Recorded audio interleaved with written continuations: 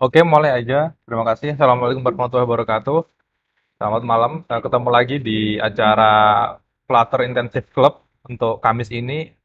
Temanya adalah arsitektur. Jadi nanti untuk pertemuan pertama, untuk sesi pertama nanti saya yang ngisi 1 jam. Habis itu nanti jam 8 sampai jam 9 nanti Mas Denny ngisi. Dan saya ngisi lebih ke arsitektur yang disesuaikan sama si Andrea sih gitu sebenarnya. Jadi nanti di sini ada perbandingan antara arsitektur ini sama plan arsitektur bagaimana, sama FC bagaimana, dan nanti implementasinya bagaimana seperti itu ceritanya. Untuk Mas Deni nanti lebih fokus ke MVC karena dia lebih banyak pakai MVC sih, seperti itu. Nah, terus untuk acara ini sendiri mungkin teman-teman ini banyak yang dari ini kan dari grup FIC dari yang belum join. Mungkin kalau belum tahu ini event udah jalan mungkin sudah 1 bulan, udah 1 bulan juga jalan dan tinggal 1 minggu lagi dan minggu depan udah final project seperti itu ceritanya. Dan kalau temen-temen pengen tahu roadmapnya bagaimana, terus belajar patternnya bagaimana gitu, bisa lihat di Miro board yang kami share juga di description grup Fugi. Jadi teman-teman kalau bingung mau belajarnya roadmapnya bagaimana, bisa ikutin itu. Untuk materinya bisa di YouTube-nya Mas Denny, yang YouTubeku ataupun yang lainnya seperti itu. Banyak source sekarang kok di Medium juga banyak. Jadi kalau mau cepet banyakin jam codingnya. Karena tadi di grup juga bahas tentang bagaimana biar cepat berkembang codingnya ya. Dinaikin jam codingnya dan bagaimana kita bisa pantau jam codingnya. Kita bisa pakai yang namanya apa tuh namanya pakai Wakatime. Wakatime. Ya ini, teman-teman bisa daftar di sini terus nanti Wakatamia itu di install di mana di sini di VS Code nanti akan muncul seperti ini kayak kita dipantau gitu kan kita ngeselamain ngoding berapa ini kayak seperti ini saya hari ini kayaknya 1 jam nih 24 jadi nggak banyak terus di boardnya juga kelihatan saya 1 minggu itu berapa gitu ceritanya nih saya di 7 hari terakhir itu di 15 jam sih saya ngodingnya gitu. Nah, kalau teman-teman punya target nih, saya pengen 1 hari itu saya ngoding 5 jam gitu. Nah, kalau pakai ini kan bisa kelihatan gitu. Oh, saya ngoding apa aja gitu kelihatan. Teman-teman bisa pakai yang namanya Wakatem nanti dia ada ekstensinya gitu di sini. Ekstensi Wakatem kita install terus nanti dia minta login ke akun kita, nanti kita akan dipantau di sini jam coding kita gitu ceritanya. Nah, itu. Oke, mungkin langsung masuk aja ke pembahasan ke arsitektur gitu. Jadi di sini saya mau jelasin tentang kenapa kita perlu arsitektur gitu ya. Jadi kalau dari Andrea sendiri gitu kan, bahwa ketika kita membuat aplikasi yang sangat kompleks itu memilih arsitektur itu sangat krusial gitu, sangat penting gitu karena ini nanti berpengaruh ke code base kita ketika dia akan semakin besar gitu ceritanya. Ini aku pakai ini ya, pakai video biar enak. Nah, jadi apa? Kalau kita mau bikin software gitu, bikin aplikasi, kita kan udah mulai bayangan nih, oh ini aplikasinya bakal besar nih gitu. Bakal besar dan kemungkinan akan ada fitur-fitur baru yang masuk gitu. Karena mungkin di fase pertama fitur kecil gitu dan kelihatan. Nah, paling fiturnya grid view untuk home home home page-nya terus nanti detailnya. Paling habis itu order gitu. Cuman kan setelah itu nanti pasti ada kayak mungkin fitur voucher gitu kan, terus fitur payment-nya ditambah gitu atau fitur chatting gitu. Nah, itu kan kayak fitur-fitur yang kadang nggak kepikiran. Nah, bagaimana supaya ketika ada fitur baru itu kode kita itu bersih gitu, kode kita itu enak gitu untuk maintenance sama untuk tambahan fitur. Nah, itu kita butuh namanya arsitektur, aplikasi arsitektur. Nah, di sini a good architecture should be help the handle complexity without getting on the way gitu ceritanya. Jadi dengan arsitektur yang bagus itu apps kita itu jadi scalable gitu, istilahnya gitu lah. Oh, scalable. Jadi ketika terjadi error, kita bug fixingnya juga enak. Ketika mau ada apa enhancement pun enak gitu masukin fiturnya gitu. Nah terus apa itu ini overview nih existing arsitektur. Jadi banyak tuh arsitektur sebelum-sebelumnya gitu. Kayak gitu ada yang namanya apa itu ada MVC gitu, ada MVP, MVVM gitu. Ada terus ada clean arsitektur lah gitu ceritanya. Nah, terus populer ya, yang populer di Flutter itu, arsitektur yang populer di Flutter itu satu blok gitu ceritanya. Soalnya blok itu sendiri punya blok arsitektur gitu ceritanya. Makanya kenapa, padahal ribet tapi kok banyak yang suka gitu. Karena dia sendiri sudah punya arsitektur supaya apps yang dibangun dengan manajemen ini tuh dia scalable gitu. Karena dia punya rules yang jelas gitu. Karena yang namanya arsitektur itu intinya tuh di rulesnya gitu. Dia punya rules yang harus diikutin supaya dia bisa scalable gitu. Jadi dia ada UI sama sama bisnisnya itu dipisah gitu ceritanya tuh sama data gitu. Jadi dia muter gitu ceritanya. Ini rulesnya gitu. Dan si Block tuh punya arsitekturnya gitu di sini. Terus ada layer-layernya gitu. Nah, arsitektur itu intinya ya bagaimana memecah kode kita itu berdasarkan layernya gitu kan. Ada layer data, ada layer domain, ada layer presentation gitu ceritanya. Nah, untuk yang populer itu pertama itu ada di blog sama stack gitu ya. Nah, ini blog dia ada terus dijelasin di sini, teman-teman bisa baca nanti. Terus ada stack arsitektur juga. Stack itu kayak terinspirasi dari MVVM yang ada di Android gitu. Nah, di versi versi apa? Versi Flutter-nya dia namanya stack. Dia ada ininya, ada package-nya gitu kalau teman-teman lihat. Ini banyak dipakai, banyak juga yang pakai ini lihat. Like-nya juga banyak. Ini di Eropa banyak pakai ini. Aku salah pernah dapat satu apa itu sampel project itu ternyata dia pakai stack gitu. Ini apa sih gitu? Kok agak rumit gitu. Ternyata pakai stack. Cuman eh, kalau kita baca lama-lama bisa sih. Terus, nah ini terus debut really on provider gitu. Nah ini kalau dari officialnya Flutter dia rekomendasinya ke provider dan sekarang lahir yang namanya Riverpod gitu. Dia dia masih satu saudara sama provider karena kreatornya sama gitu. Nah, terus si Andre sendiri dia bikin satu arsitektur app arsitektur nih dengan Riverpod jadi makanya dia sebut nih namanya Riverpod arsitektur. Cuman ini apa tuh namanya sebutannya dia gitu. Jadi bukan official ya. It's not official arsitektur endorsed by Remy. Jadi ini ini yang bikin apa itu ini cuman penamaan aja yang diberikan sama si Andrea gitu. Jadi oh ya yang nggak kenal Andrea, teman-teman bisa ke Code with Andrea. Terus bisa juga ke LinkedIn-nya. Jadi dia secara keahlian itu kepakaran dia sudah inilah apa itu expert di Flutter gitu. Dan dia juga salah satu Google Developer Expert juga gitu. Dan sudah puluhan tahun di coding lah ceritanya. Dulu dia di iOS development, iOS dev, terus 2018 dia masuk ke Flutter kalau nggak salah. Nah, jadi dia udah banyak paham di dunia front end sama di dunia arsitektur gitu. Nah, terus di sini dia jelasin nih bahwa the architecture is composed for layer nih. Jadi ada data, domain, application, sama presentation. Ini kalau dari versi dia ya. Jadi ada namanya presentation nanti dari atas ke bawah widget, terus state, controller, terus nanti ada application layer, ini service, ada domain layer, ini ada model ini yang entity-entity yang sering dibahas di grup itu di layar sini. Terus nanti ada data layer, terus ada repository. Nah, di sini ada model nih sebenarnya yang dibahas sama Mas Moses seringnya di modelnya sebenarnya aslinya di sini yang dia nanti apa kayak return-nya dari data source.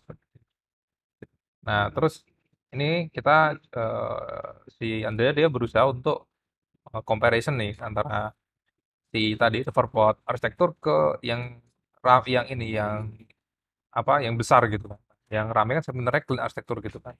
Nah, yang arsitektur tuh dia introduced by Robert C. Martin gitu. Nah, dia kan seperti ini ininya apa itu bentuk diagramnya dia gitu kan. Jadi pisah kan dan lain. Nah, kalau digabungin ke arsitektur yang dibuat sama si Andre ya itu masuk semua gitu ceritanya. Kayak UI ada nih di widget gitu kan. Terus controller ada di controller gitu kan. Use case-nya bisa ditaruh di application layer gitu ceritanya. Entity-nya ada nih, ada di domain, terus DB dan lain-lain dia ada di data gitu, data layer gitu. Terus mau di comparison sama si MVC gitu. Nah, kita dijelasin ya, konsep MVC itu bagaimana sih gitu kan. MVC sendiri itu seperti ketika modelnya ini ada yang berubah, ya kan, nanti view-nya langsung otomatis berubah juga gitu. Nah, view-nya user dia action, dia ngetik sesuatu di view, terus masuk ke kontrol, kontrolnya masuk ke modelnya, modelnya nanti akan membuat perubahan di view gitu, muter di situ. Nah, itu kalau digabungin ke sini pun sebenarnya masuk gitu. View-nya ada di widget gitu, modelnya ada di sini sama controllernya ada gitu, tapi kontrol. Cuman data layernya apa itu belum tahu di mana. Cuman itu tergantung si dev-nya nanti sih. Pasti dia punya layer sendiri gitu. Nah, MVVM pun sama gitu. Dia jelasin MVVM seperti ini gitu. View, view model, model gitu kan. Nah, ini hampir sama. Jadi view-nya ada, view modelnya di controller gitu, modelnya ada di model gitu, di data di domain layer gitu ceritanya. Nah, terus ada lagi blok. Nah, blok arsitektur konsepnya gini kan, UI, blok sama data gitu. Nah, itu pun hampir sama gitu sebenarnya. Jadi UI itu dia widget gitu, UI ini widget yang ada itu terus bloknya ini business logicnya itu ada di controller sama service gitu. Terus untuk data itu ada di repository sama ada data provider ya sama di data source gitu data itu konsepnya. Jadi hampir mendekati itu sih. Sama ada struktur ini yang based on FVVM ini tadi. Itu pun hampir sama gitu. Terus ada juga yang comparison dengan Android app arsitektur. Jadi soal Android itu punya arsitektur sendiri. UI layer gitu, UI element, ada stakeholder-nya gitu, domain layer, data layer gitu. Nah, itu mencakup semua. Jadi ada UI layer tuh di sini, terus stakeholder-nya di controller, domain layer-nya ada di application layer ini, data layer-nya ada. Nah, terus jadi aslinya si arsitektur ini yang dikembangin nih sama si Andrea ini sudah kayak mencakup semua arsitektur yang ada gitu ceritanya. Bisa masuk lah gitu ceritanya. Dan di sini dia juga jelasin bahwa eh, apa dengan arsitektur ini tuh sebenarnya si set manajemen tuh nggak gitu penting gitu. Jadi nggak harus di sini pakai river pod. Jadi kontrolnya ini mau pakai blok bisa gitu, mau pakai provider bisa, mau pakai JPEG bisa gitu, mau PX bisa. Jadi arsitektur ini tuh fleksibel gitu untuk semua set manajemen ceritanya gitu. Nah, setelah saya pelajari ini, jadi saya pelajari ini, terus saya coba baca kayak, oh repository itu, di sini kan dia jelasin tentang repository itu maksudnya bagaimana gitu bagi dia. Karena di repository ini, nah ini kan pertama dia jelasin nih bahwa seperti ini, terus when to use the repository pattern gitu. Nah di sini dia jelasin nih bahwa the repository pattern ini in practice tuh seperti ini, kayak dia bikin bikin repository lah gitu kan untuk kalau di sini untuk Wither ya agak susah jelasin ya kalau kayak gini. Nah, intinya dia ada di layar data, di layar ini sebenarnya. Dia ngejelasin repository ini. Repository ini jadi dia bagaimana kapan kapan dia digunakan gitu ceritanya. Nah, itu teman-teman mungkin bisa baca nanti. Mungkin saya langsung praktekin aja nanti si domain ini.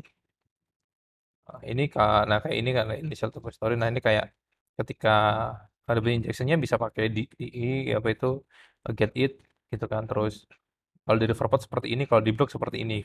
Jadi semua manajemen pun bisa masuk gitu kan. Terus ini ada yang namanya dia jelasin apa itu namanya kita pakai abstrak class atau langsung yang kelas gitu ceritanya kan. Kalau pakai abstrak kan nanti kita harus implement seperti ini kan. Tapi kalau pakai langsung concrete class kan jadi nggak pakai abstrak itu apa ininya apa itu pro sama cons-nya gitu. Jadi dijelasin. Kalau pakai abstrak tuh next to the interface of the story in what place gitu. Jadi terus ini pro-nya gitu. Cons-nya itu seperti ini gitu kan. Nah, kalau pakai langsung kita bikin kelasnya tanpa buat abstraknya itu seperti ini gitu kan. Let's boilerplate code gitu terus jump to the reference gitu. Cons-nya mungkin so the different implement required kayak kalau kita mau tiba-tiba merubah ke data source-nya itu agak susah gitu. Tapi jarang yang namanya apa itu repository itu tiba-tiba ganti gitu kan ganti ke apa yang tadinya contoh yang eh, tadinya ke endpoint apa sekarang ke API apa gitu biasanya udah langsung satu aplikasi ini ya dia backendnya itu gitu itu dia ganti backend ke service lain ya kalau service lain pasti dia bikin bikin ulang gitu. Nah terus berat tesnya pun juga enak gitu kalau dipecah gitu ceritanya kan kayak ini dia bikin tesnya gitu nanti nih tesnya seperti ini. Jadi teman-teman bisa baca untuk apa kenapa arsitektur itu penting gitu. Terus ini kan bagaimana memisahkan layer. Atau kenapa dibisahin layar? Karena dengan pemisahan layer itu untuk kita menulis unit testingnya pun lebih enak gitu. Nah, tanya lagi kenapa unit testing itu penting gitu? Karena eh, apps yang sangat besar itu akan berpotensi untuk menimbulkan bug. Nah, ketika kita nggak menulis tes untuk kode kita, itu potensi apps kita akan apa itu akan ngebug itu besar karena tadi apa itu semakin besar kan nanti semakin ada fitur. Nah, fitur itu kan biasanya ngaruh ke kode-kode yang ada gitu kan. Entah nanti tiba-tiba kita nyisipin kode di tengah-tengah gitu ataupun tiba-tiba fungsinya berubah gitu. Nah, itu padahal function itu dipakai di beberapa fitur gitu. Nah, kalau kita nggak nulis tes gitu di fitur-fitur tertentu, ketika kita merubah satu fitur dan apa itu ADA kita itu nganggap itu benar. Nah, ketika running nanti ternyata si fitur tertentu itu tidak menginginkan apa itu dependensinya itu berubah seperti itu. Akhirnya terjadilah bug seperti itu sih. Tapi kalau udah ada testingnya itu sebelum kita running ataupun sebelum kita deploy, sebelum kita build itu kita sudah tahu nih bahwa oh kode kita ini apa bermasalah ketika dependensinya itu berubah gitu. Jadi perubahan yang ada di dependensi yang lain itu bisa diantisipasi seperti itu. Nah, di sini saya coba menjelaskan apa itu tentang implementasi di kodenya gitu. Sebelumnya kan saya juga pernah bikin ini kan project ini namanya Flutter Integration API Dio FIC ya. Jadi ini tuh nyambung ya. Jadi kan waktu itu saya coba di pertemuan keberapa itu coba YouTube yang playlist colornya itu. Nah, sebelumnya aku pernah bahas tentang REST API ini ya. Nah, REST API ini kan saya jelasinnya cuma apa saya jelasin tentang REST API-nya doang gitu. Saya bikin kelas network API gitu lah, network manager gitu dan isinya Dio. Jadi nggak ada set manajemennya gitu. Dan nggak ada testingnya juga. Nah, setelah itu saya sambung ke ini, ke mana? Ke Riverpod ini. Nah, Flutter, Riverpod, REST API. Jadi yang tadinya itu cuma REST API gitu kan, yang sebelumnya cuma Flutter networking doang untuk akses ke Strapi. Sekarang bagaimana itu dikombinasiin dengan arsitektur dan juga dengan Riverpod seperti itu. Nah, di sini sudah ada yang ini minggu kemarin saya isi seperti itu. Dan bisa lihat. Nah, hari ini saya coba jelasin kenapa arsitektur itu penting dan apa itu namanya bagaimana implementasi untuk unit testing di per layernya seperti itu. Nah, jadi kode yang dari sini ini terus ini itu ada di yang namanya Flutter Integration API Dio FIC ini ada di sini juga. Bentar, aku coba cek kayaknya ada di. Nah, ini itu ada source code-nya. Source code-nya di sini sudah ada di mana ini? Sudah ada di GitHub juga, teman-teman. Kalau buka ini, kalau belum di start, minta tolong di start biar apa itu biar rame gitu. Nah, di sini ini saya sudah mencoba menerapkan arsitekturnya seperti itu. Jadi dia ada feature gitu. Kalau teman-teman lihat di sini di Android itu dia ada yang namanya mau feature first atau apa lagi apa ya? Saya coba lupa. Oh, feature first sama kok lupa ya. Andrea tutorial nanti di sini ada feature. Nah, ini mau layer first atau feature first gitu kan sebenarnya. Nah, di sini dia juga jelasin sebaiknya bagaimana gitu kan. Di sini ada dia jelasin kalau yang ini tuh layer first gitu. Jadi dia bikin layernya dulu habis itu nanti feature di dalamnya gitu. Nah, ini agak ribet nih. Yang paling enak tuh sebenarnya di feature first gitu. Jadi kita udah tahu nih feature-nya apa, nanti baru apa itu namanya si foldernya di dalamnya gitu. Kayak contoh nih feature authentication gitu. Feature out terus nanti di sini ada feature product gitu kan. Ada feature checkout gitu. Terus ada feature review contoh gitu. Nah, nentuin feature ini bagaimana? Ini kan juga ada seninya juga kan. Nah, feature itu bukan ditentuin berdasarkan view-nya gitu. Kayak kita lihat Figma nih, ada view login, tiba-tiba kita bikin bikin apa tuh namanya tuh feature login, gak gitu mainnya, tapi feature itu per ini per function gitu. Oh ini function function ini function authentication nih, ada yang login, ada register gitu kan, ada mungkin complete complete profile dan bagaimana. Nah itu ada dimasukin ke dalam feature ini out gitu kan. Terus oh ini ada fungsional untuk review nih ya kan. Satu review itu kan ada namanya nanti add review, mungkin bisa edit review gitu kan. Ada show review. Nah, itu satu feature tertentu gitu. Nah, mungkin nanti kayak checkout pun dia juga ada checkout page gitu kan. Terus ada di dalamnya mungkin nanti ada kayak show apa gitu kan. Ada yang milih milih payment dan lain-lain itu pun bisa dibuat di satu feature gitu ceritanya. Nah, kalau di sini saya bikin di sini di lib ya kan. Nah, di lib saya bikin namanya features. Nah, di dalamnya ini saya ada ini produk ya, gitu. Produk ini. Ini karena feature cuma satu jadi kelihatan kayak satu baris ini aku coba bikin out gitu.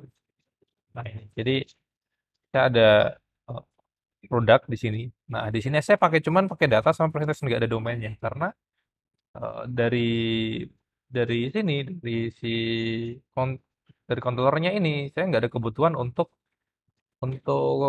melakukan sebuah logic yang rumit gitu dan makanya saya nggak membutuhkan si service tadi ataupun si domain tadi gitu. Dan untuk entity-nya pun saya bisa langsung memakai si entity-nya dari si model karena ini kan backend-nya kita sendiri yang ngeset dan kita tahu parameternya apa gitu. Kita bisa kontrol lah kecuali API-nya itu dari pihak ketiga gitu kita nggak bisa kontrol sedangkan view yang mau kita tampilkan itu spesifik gitu spesifik kita udah tentuin gitu sedangkan datanya itu masih masih nggak jelas gitu. Nah, itu kita butuh entity. Jadi kayak dari data model ke entity nanti ada yang namanya kayak data converter lah gitu. Untuk yang datanya kotor nanti bisa jadi data yang lebih bagus gitu. Cuman kalau semua itu kita bisa kontrol, backend kita bisa kontrol, ya kita udah tahu nih bahwa oh datanya seperti ini modelnya gitu. Jadi data di model sama entity bisa kita pakai sama-sama gitu ceritanya. Nah, di sini di presentation sendiri dia ada controller sama ada patch gitu ya. Ini mungkin coba bisa juga ini dipisah gitu kan. Controller semuanya ada di controller, patch ada di patch gitu. Cuma di sini bisa controller saya gabung kemarin karena cepet gitu. Nah, di sini untuk data, biasanya saya bikin dulu urusannya itu pertama yang saya bikin itu di data dulu. Data itu yang saya pentingin dulu yaitu modelnya gitu. Modelnya. Jadi saya harus tahu dulu ininya apa di responnya, respon bodinya seperti apa gitu. Nah, kemarin saya pakai ini, Thunder ini kan, terus gate-nya itu oh ini kalau nggak salah. Nah, ini. Nah, kalau nggak kita harus tahu nih responnya seperti apa. Ini respon seperti ini. Kalau kita udah tahu responnya, langkah selanjutnya itu kita bikin modelnya gitu. Kita bikin modelnya, nah, saya bikin namanya medical model gitu. Nah, modelnya dapat. Nah, modelnya bisa kita generate pakai apa itu quick tab seperti itu quick tab ataupun dari situ pun bisa. Kan ternyata di open open AI atau chat GPT pun bisa juga bantuin gitu ternyata kayak gitu. Nah, kita bisa pakai jendal-jendal seperti itu. Terus kalau ini saya masih pakai ini ya apa itu main manual ya. Ini masih manual nggak pakai freeze ataupun nggak pakai JSON annotation gitu. Apa itu JSON apa itu JSON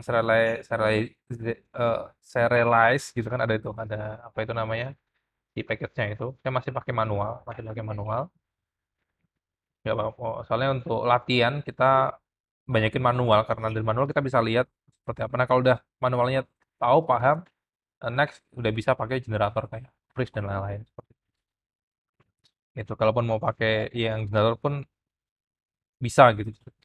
Nah, setelah model jadi, kita bikin data data source-nya gitu kalau aku ya. Data source-nya dulu, kita bikin CRUD-nya pakai Dio gitu. Terus Dionya saya kasih apa itu namanya base optionnya saya isi dulu butuh apa aja gitu responnya headernya terus base URL-nya gitu dan lain supaya ketika kita panggil untuk get all ataupun nanti ada update delete add itu ya kita tinggal panggil aja apa itu nambah endpoint-nya gitu terus nanti tinggal responnya kita kembalikan ke model ke medical model seperti itu.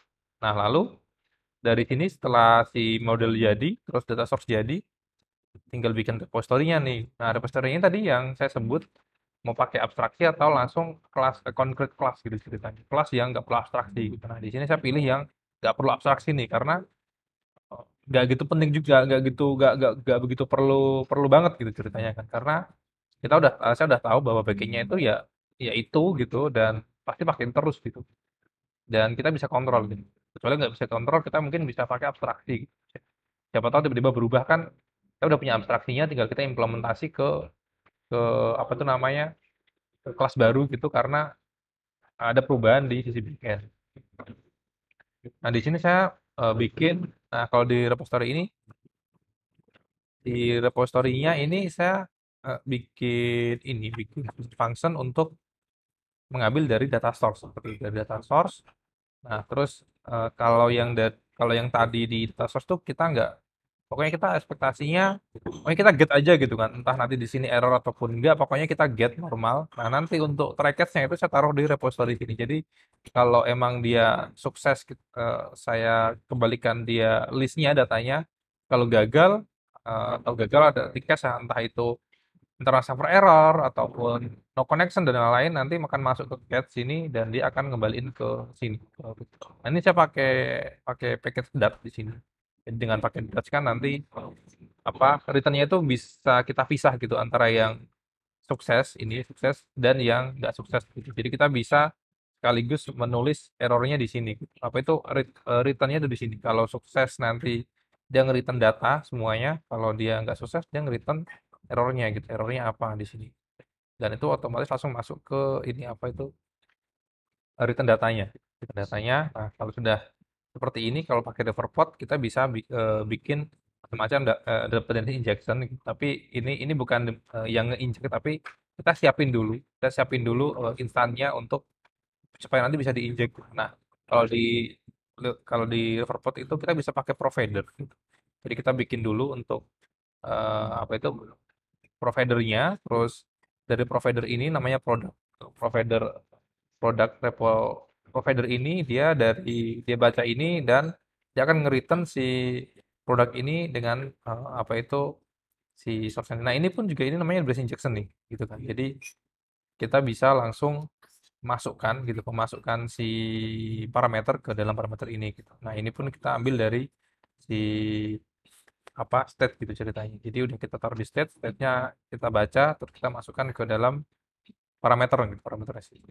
Jadi ini udah independen nih. Ini kalau kita buat unit testingnya pun nggak ketergantungan gitu sama sama kelas lain gitu. Kita bisa langsung bikin semacam mock mock datanya gitu. Nah, seperti ini kalau saya, nah udah jadi nih repository-nya, terus kalau emang ada entity-nya, biasanya lewat entity, di entity pun dia ada repository-nya juga gitu sebenarnya. Kita bisa proses di situ untuk logiknya, cuman karena ini get doang gitu, nggak ada logic di situ untuk nanti difilter ataupun nanti diolah dulu seperti itu, ya langsung aja saya panggil dari controller gitu. Nah, di controller ini kalau di sintaknya itu kita bisa bikin apa itu state notify gitu kan. Jadi kita bisa bikin state yang isinya itu saya kasih async value yang dia apa di dalamnya itu list medical gitu ceritanya. Nah, kalau kita pakai async value dia turunannya itu ada apa tuh namanya? Ini ada loading, ada error sama ada data gitu loading. Jadi di state loading, error ataupun success itu sudah disiapin sama si async value ceritanya. Kayak kayak di sini ketika saya nanti panggil get all ini itu state-nya pertama saya isi async loading dulu, jadi dia akan melakukan loading, terus saya panggil saya panggil datanya, kalau sukses nanti saya masukkan ke async data ini sukses. Tapi kalau error L ya, L kan left ya, left itu error, R itu artinya right ya kan, right itu sukses kayak ini left ini right sebenarnya. Right ini leftnya ini kan dia gagal, gagal saya taruh sini, taruh sini. Rack-nya ini sukses, kita bisa taruh di async data. Async data itu apa turunannya si async value yang yang merepresentasikan bahwa data ini sukses gitu ceritanya. Nah, setelah itu kita bisa bikin yang namanya set notify provider gitu.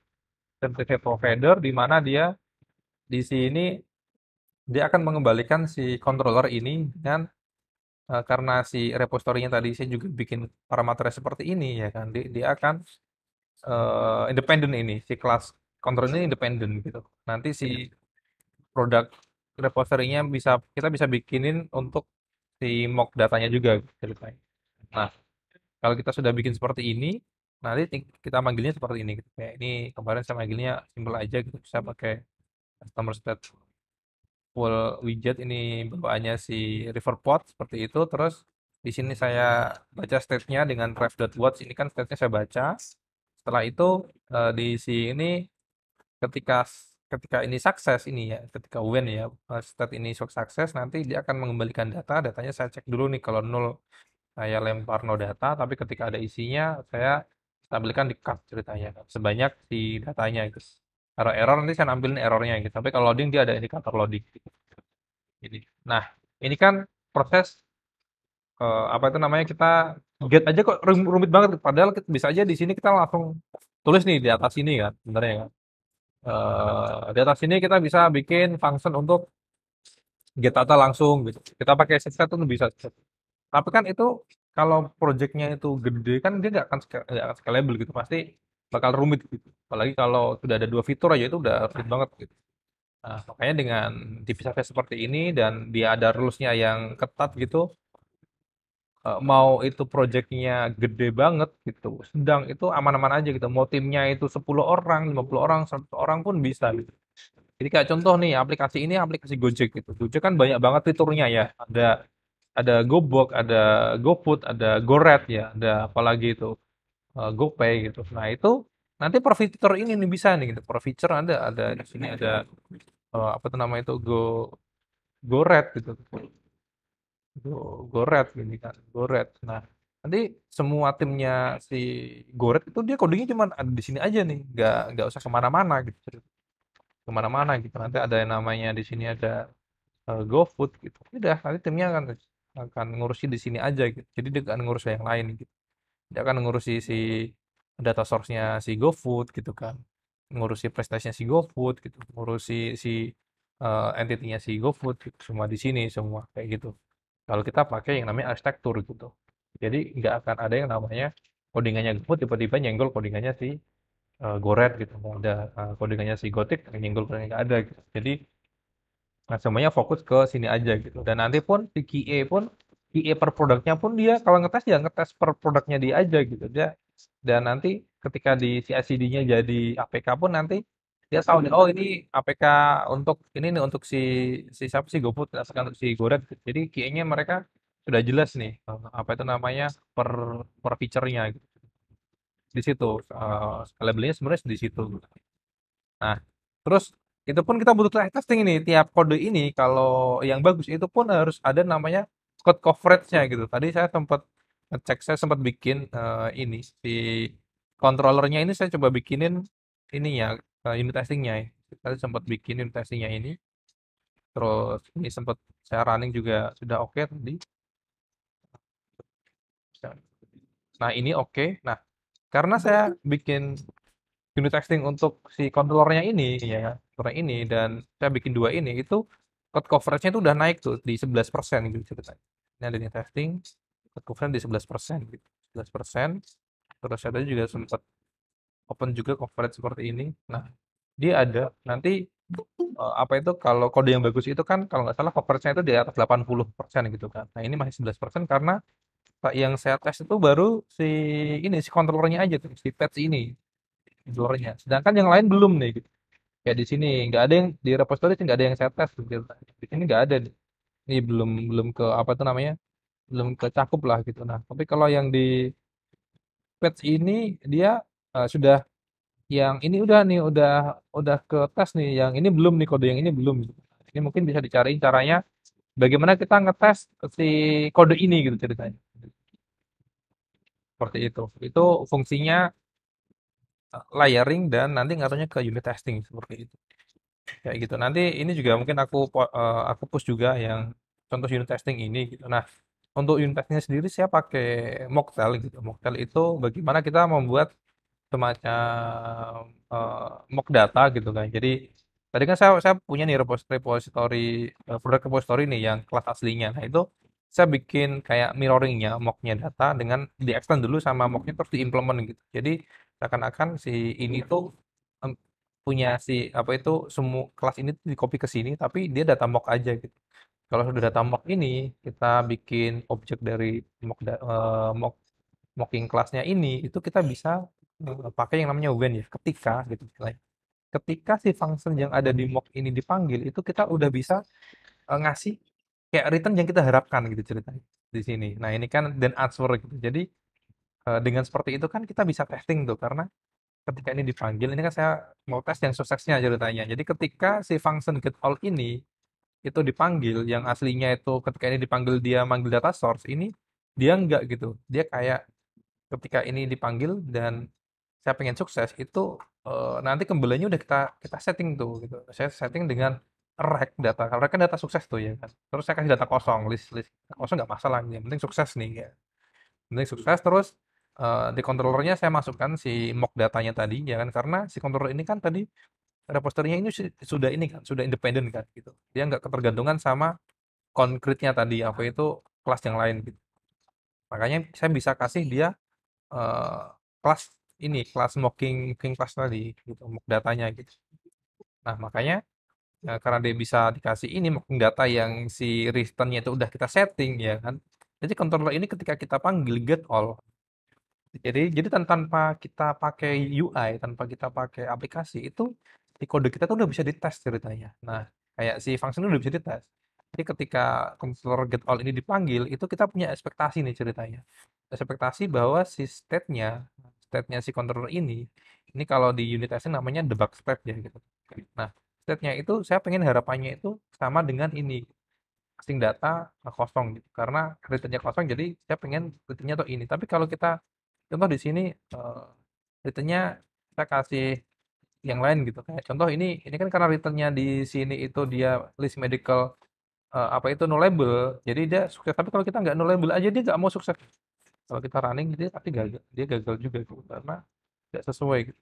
Nah, nggak sesuai gitu. Nah, kalau gagal seperti ini, itu kan kita tahu bahwa oh berarti ada yang ngerubah nih gitu di codingan itu di codingan itu jadi kita kalau mau apa nge-build rilis itu kita harus cek dulu nih apa itu testing yang pernah kita bikin gitu all sukses apa enggak gitu semuanya centang biru apa centang hijau ini apa enggak gitu.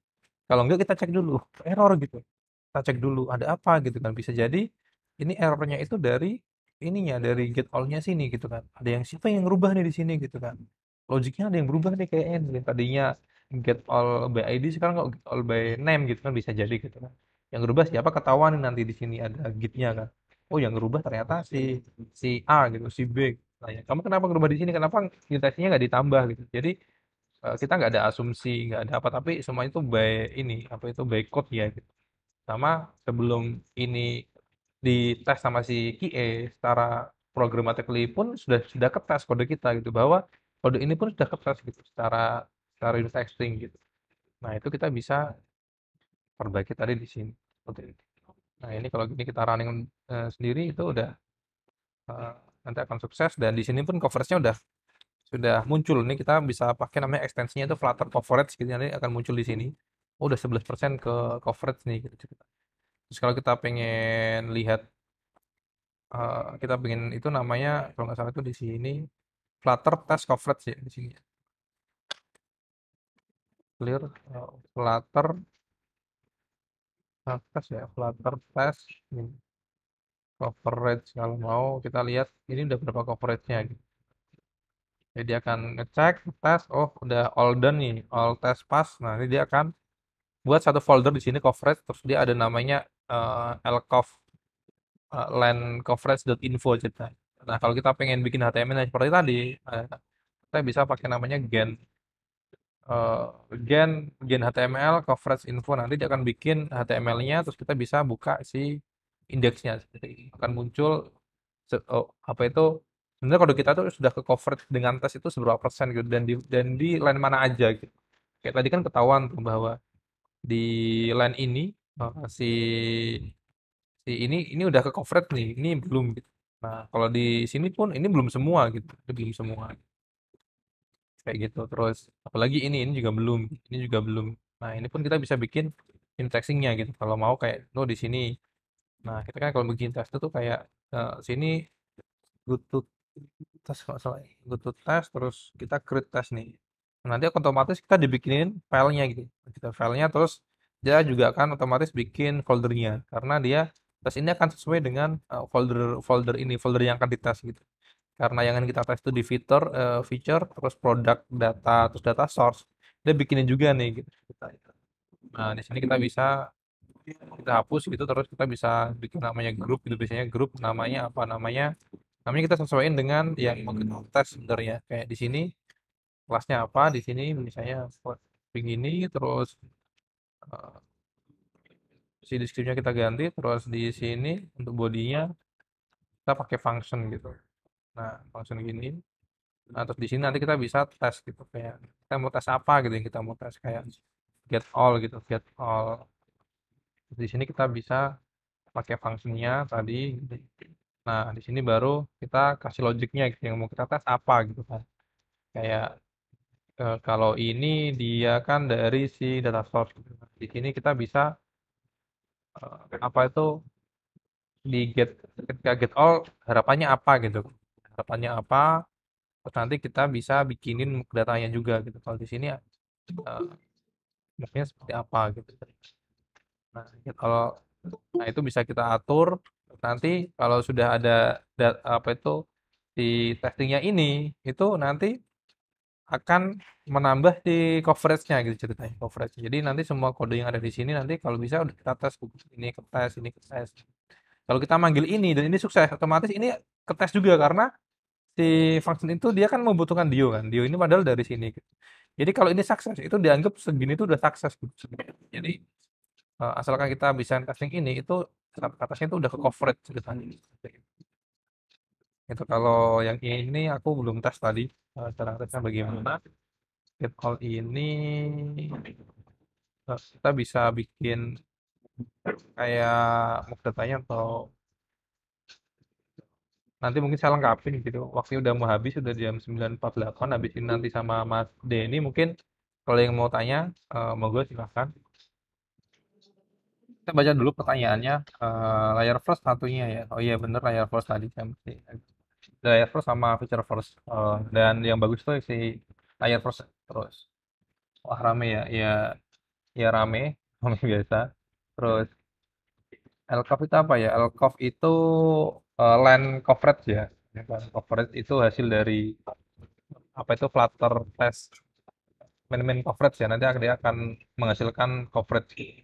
Dan kalau kita mau generate ke HTML bisa pakai apa itu G tadi gen HTML gitu. Nanti akan si lcov-nya .info akan berubah jadi HTML. Mas kalau mau parsing data ke page lain gimana ya? Itu kamu bisa belajar di flutter.dev itu ada yang namanya navigation ya navigation. Jadi bagaimana perpindahan page sama dia bawa datanya. Oke. Testing itu bisa diimplementasi dengan paket teman lain kayaknya itu pakai provider ya. Iya ini saya pakai provider ya di sini. Oke, itu mungkin dari saya udah ada Mas Denny belum ya di sini? Udah ada nih Mas Denny. Halo Mas Denny. Halo Mas, Iya, kayaknya langsung ke MVC aja deh. oke, Mm-mm. sebentar saya siap-siap dulu Mas ya, baru nyampe. Siap. Iya, Oke, oke. ini yang mau diskusi silahkan gitu.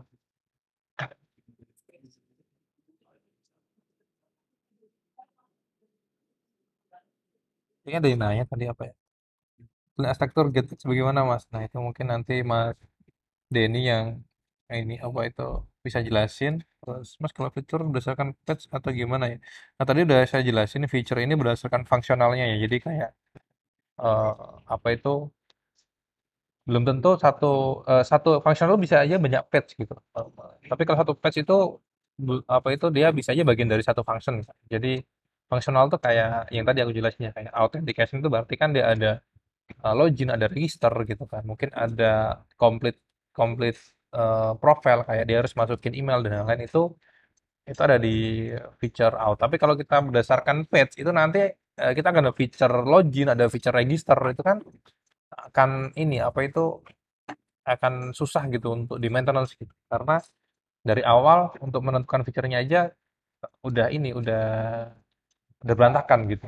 Jadi kita mau mau menggunakan arsitekturnya akhirnya berantakan juga gitu. Kalau dari awal kita nggak bisa menentukan ini masuk fitur apa gitu. Nah, cara menentukan itu kita harus paham dulu. Feature itu dia dia based on apa gitu. Nah, dia pertanyaan bagus sih. Ini based patch atau apa gitu. Kalau yang dijelasin sama Andrea itu based on fungsionalnya gitu. Jadi bukan based on patch-nya gitu. Karena di Andrea sendiri itu dia juga sharing juga bahwa dulu dia pernah tuh yang apa itu dia bikin feature-nya itu berdasarkan patch gitu. Dia juga pernah melakukan itu dan dia merasa itu sebuah kesalahan gitu kan. Dan dia soalnya akhirnya dia juga sakit juga, pain juga dia dengan konsep itu. Akhirnya dia paham, oh ternyata feature itu berdasarkan fungsionalnya gitu kan. Nah, itu udah mulai enak gitu karena belum tentu nih orang yang bikin apa itu arsitektur kan pasti dia juga berdasarkan pengalaman-pengalaman pahit juga kan. Akhirnya dia bisa bikin arsitektur yang bagus gitu. Kayak gitu. Nggak tiba-tiba sekali bikin langsung bagus gitu. Nah, cuman kita harus pakai yang terakhir ya, apa itu konsep terakhirnya dia gitu. Kayak gitu. Oke, ini Mas Dini nanti jam 8 teng ya. Ini masih ada 8 menit. Kalau semisal mau menghubungkan antar feature gimana ya Mas? Tadi misalnya connect project. Nah, itu ada yang namanya share folder ya. Jadi ada juga yang namanya ada apa tuh widget-widget yang dia itu bisa dipakai di semua feature gitu. Kayak Gojek kan pasti dia punya satu ini kan satu template sendiri kan yang kayak warnanya harus ini gitu. Nah, kayak gitu tuh ada saat ataupun logonya harus pakai ini dan lain-lain gitu. Kayak Gojeknya harus pakai ini. Nah, itu dia sudah ada yang namanya satu satu folder share gitu yang dia tuh bisa dipakai di semua semua feature gitu. Nah, itu pun juga apa menentukannya pun harus penuh dengan ini teliti lebih teliti karena takutnya ternyata ada kayak satu pet yang dia itu cuma dipakai di dua feature gitu padahal feature-nya ada 20. Nah itu bagaimana, nah itu nanti akan dilatih ketika kita banyak coding. Kalau dari versinya di apa Andrea dia jelasnya seperti itu intuisi itu akan kita dapat setelah kita banyak coding gitu. Nah, kalau kita udah banyak kita kan tahu bahwa oh ini harus di set, oh ini nggak perlu nih, ini ya ini bisa masuk ke fitur gitu, oh ini untuk bisa masuk ke share folder ini masuk. Nah itu kita bisa intuisi itu kita bisa dapat karena kita udah banyak coding, udah banyak pengalaman, udah banyak kasus gitu. Itu didapatkan dengan cara seperti itu. Makanya kayak kasus terus banyak coding, banyak latihan itu saya coba terapkan, saya coba bikin atau coba memfasilitasi itu di Fugi itu dengan bikin beberapa apa itu beberapa event ya gitu kan. Kayak dulu pernah saya bikin mini project gitu. Kenapa? Ya supaya eh, teman-teman tuh bisa langsung bikin bikin apa itu sampel project yang seperti di perusahaan asli seperti apa kalau kalau ada project seperti itu. Ada timnya, ada mentornya, ada seniornya gitu kan. Nanti ada kayak project manajemennya seperti apa gitu kan. Nah, terus terakhir bikin Flutter Intensive Club itu pun sama, jadi biar apa itu entah itu sudah punya pengalaman, entah itu pemula, kita bisa saling saling sharing di situ, terus kita belajar dari yang paling basic sampai bagaimana kita siap untuk terjun ke dunia industri gitu kan. Jadi dari basic banget beneran dari fundamental, dan object oriented, terus Flutter basic, terus nanti kita masuk ke apa itu Flutter, widget widget form gitu kan dan lain-lain, terus nanti kita dijelasin tentang REST API ataupun Flutter networking itu bagaimana Flutter connect ke jaringan internet gitu. Maksudnya kita ambil data dari REST API yang ada gitu, terus bagaimana ngolah data di lokal gitu, bagaimana ngolah data di database lokal gitu. Terus kemarin sempat bahas state management juga, state manajemennya itu bagaimana gitu kan. Jadi nggak fokus ke satu bab ya, kayak state management doang gitu kan. Sebulan 2 bulan cuma state management, tapi Flutter ini tuh satu kesatuan, nggak cuma sistem manajemennya doang, nggak cuma widgetnya doang, nggak cuma apa itu REST API-nya doang gitu, tapi itu satu kesatuan. Kayak kemarin ada apa Firebase juga gitu, karena di project-project Flutter pun dia kadang kita butuh Firebase gitu, entah itu untuk push notifikasi, entah itu untuk authentication gitu kan, entah itu nanti untuk nyimpen storage gitu kan, untuk nyimpen gambar dan lain-lain kita butuh servisnya itu, makanya perlu kita pelajari juga. Dan terakhir tuh bahkan sampai harapannya sampai ke rilis apps gitu karena kalau kita mau terjun ke dunia industri gitu kan dan kita job desk-nya itu mobile aplikasi gitu kan ya bagaimana aplikasi itu bagaimana supaya apa yang kita bikin itu bisa sampai ke user gitu. Nah, kalau kita developer web kan bagaimana ke user ya webnya kita deploy ke server gitu kan. Orang bisa tahu URL-nya bisa pakai gitu. Nah, kalau aplikasi Android, aplikasi iOS ya bagaimana kita bisa ngerilis apa yang kita buat gitu kan. Yang seperti APK jadi app bundle, bagaimana app bundle itu bisa rilis ke apa itu Google Play gitu kan. Caranya bagaimana sampai bisa sampai bisa dipakai sama user gitu. Nah, kemarin ada satu yang sukses tuh si Mas Novian gitu kan. Mas Novian juga sempat sukses ngerilis app sampelnya dia gitu kan. Di FIC karena di FIC kita kemarin sempat bikin akun gitu kan, bikin akun Google Dev sama-sama itu, terus cobain, ternyata bisa gitu. Jadi kalau kita udah punya pengalaman itu enak gitu, pas kita mau freelance enak, gitu. Mau apa itu namanya itu kerja di perusahaan juga enak. Ada yang diobrolin lah ketika interview atau sama senior pun ada yang kita punya nilai tambah. Gitu. Seperti itu sih.